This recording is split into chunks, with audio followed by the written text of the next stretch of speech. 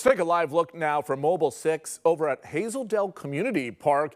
You can see some trees down in that area. We have seen a lot of tree damage across the Portland Metro and into Southwest Washington. We'll have much more from this crew ahead coming up tonight at 5 o'clock. Here's a look at Ridgefield, a tree coming down there overnight near Northwest 30th and Cedar Acres Drive. The Clark County Sheriff's Office says there were also a number of crashes overnight because of the wind and the rain. The Oregon Fire Service had a busy night as well. Amity-Gaston and Dayton Fire Department sending in these photos of trees that blew over in their area during last night's event. They brought down some power lines and caused some major outages.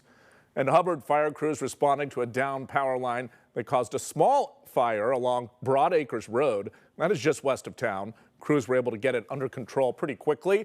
Another downed power line closing off northbound 99E highway, though, until crews can get that fixed. A short time ago, the Tillamook County Sheriff releasing photos of the damage they're seeing down there. You can see again more downed trees. Tillamook County says more than 10,000 people are without power there right now in that area.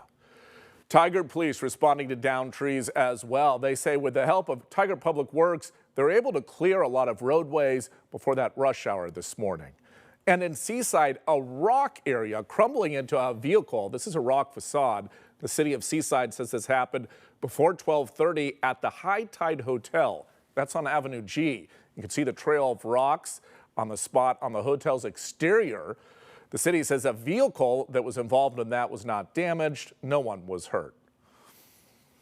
And here's a look at the cleanup on Highway 126W. This runs between Eugene and out on the Oregon coast. Also, ODOT on the scene west of Detroit, cleaning up a lot of fallen debris on 22E in the Santiam Canyon area.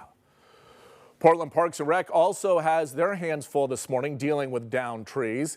They say that they reported to 45 tree-related emergencies on city property so far. They add that their crews are clearing tree hazards from the largest and busiest roadways first, then working their way down to neighborhoods. The city warning to always treat down lines as live with electricity. They can be dangerous even if they don't look it. If you spot one, call 911.